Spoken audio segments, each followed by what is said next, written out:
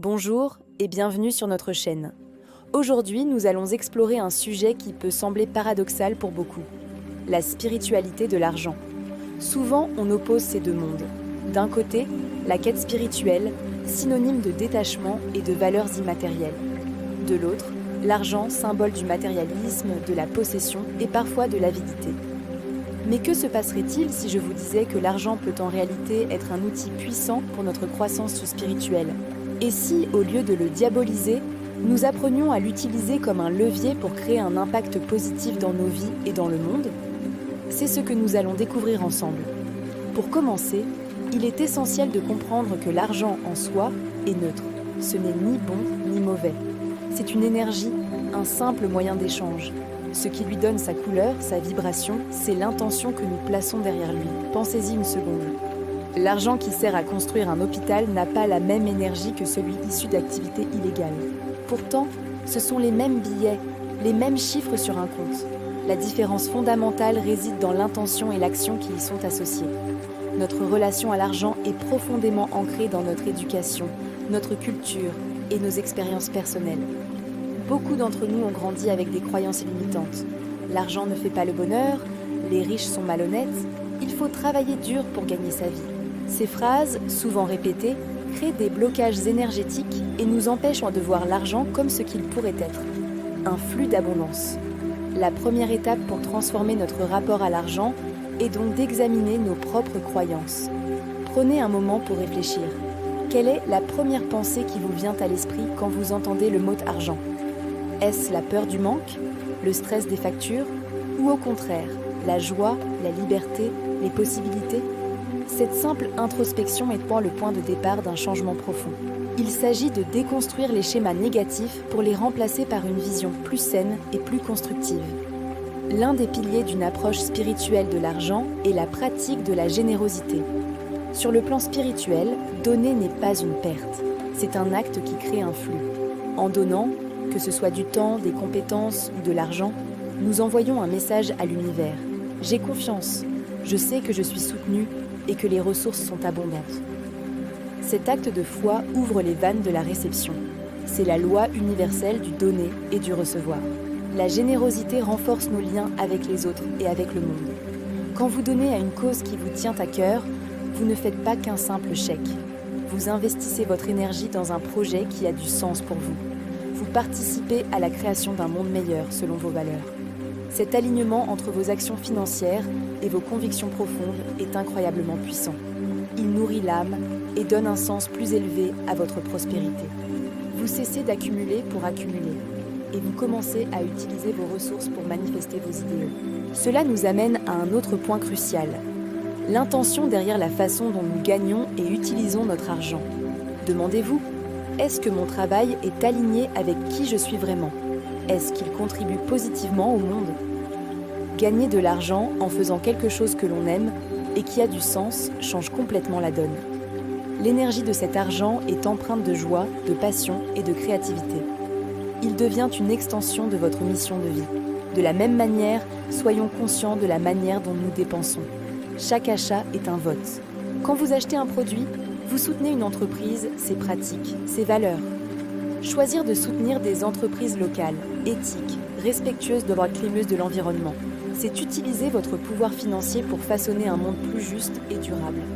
Vos dépenses deviennent alors des actes de création consciente. Vous ne consommez plus passivement, vous investissez dans le futur que vous souhaitez voir advenir. Cette approche consciente transforme la gestion de votre budget, qui peut parfois sembler fastidieuse, en un véritable exercice spirituel. Chaque décision financière devient une occasion de vous reconnecter à vos valeurs profondes. Un autre aspect fondamental est de cultiver un état d'esprit d'abondance. L'abondance, ce n'est pas seulement avoir beaucoup d'argent sur son compte en banque. C'est un état intérieur, une certitude profonde que l'univers pourvoira toujours à nos besoins. C'est voir la richesse partout, dans un sourire, dans la beauté d'un paysage, dans un repas partagé avec des amis. La peur du manque est l'un des plus grands obstacles à la prospérité. Elle nous pousse à nous accrocher, à thésauriser, à nous méfier. Elle contracte notre énergie et bloque le flux naturel de l'abondance. Pour contrer cette peur, la gratitude est notre meilleur allié.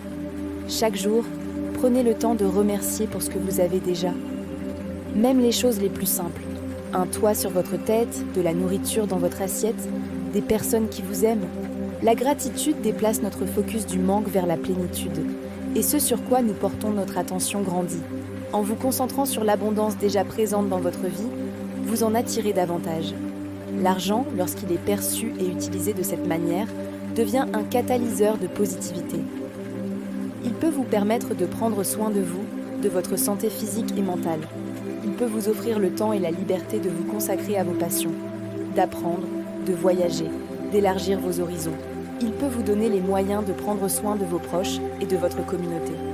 Imaginez l'argent comme un courant d'eau vive. Si vous essayez de le retenir dans un barrage par peur d'en manquer, l'eau stagne et devient croupie.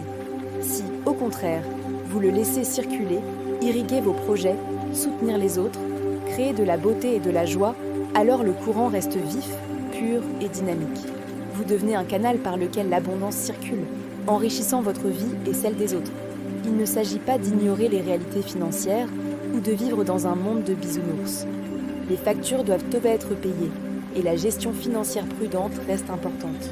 Mais il s'agit d'infuser de la conscience et de l'intention dans chaque aspect de notre vie financière. C'est passer d'une relation basée sur la peur et le stress à une relation basée sur la confiance, la créativité et le service. Alors, comment commencer concrètement ? Voici quelques pistes. Premièrement, créer un journal de gratitude financière. Chaque jour, notez 3 choses liées à l'argent pour lesquelles vous êtes reconnaissant. Ça peut être une rentrée d'argent inattendue, une réduction que vous avez obtenue, ou simplement le fait d'avoir pu vous offrir un café que vous aimez. Deuxièmement, définissez une intention financière positive. Par exemple, j'utilise l'argent pour créer la joie et la liberté pour moi et pour les autres. Répétez cette affirmation régulièrement. Troisièmement, planifiez un acte de générosité, même petit. Offrez un café à un collègue, faites un petit don à une association, donnez de votre temps. Observez ce que vous ressentez. Enfin, à chaque dépense, prenez une seconde pour vous demander « Est-ce que cet achat est en accord avec mes valeurs et la vie que je veux créer ?» En intégrant ces pratiques, vous commencerez à voir l'argent non plus comme un maître angoissant, mais comme un partenaire dans votre cheminement spirituel. Un outil qui, utilisé avec sagesse et amour, peut vous aider à exprimer pleinement qui vous êtes et à contribuer de manière significative au monde. La véritable richesse n'est pas ce que nous possédons, mais ce que nous donnons et ce que nous créons. L'argent peut et doit être un magnifique instrument au service de cette richesse intérieure. En changeant notre regard sur lui, nous ne changeons pas seulement notre compte en banque, nous changeons notre vie et nous participons à l'éveil d'une conscience collective plus abondante et plus solidaire. Merci d'avoir regardé cette vidéo, j'espère qu'elle vous a offert une nouvelle perspective. N'hésitez pas à partager vos propres réflexions sur la spiritualité de l'argent dans les commentaires ci-dessous. Comment vivez-vous cette relation au quotidien ? Si ce contenu vous a plu, pensez à aimer la vidéo et à vous abonner pour ne rien manquer de nos prochaines explorations. Prenez soin de vous et à très bientôt.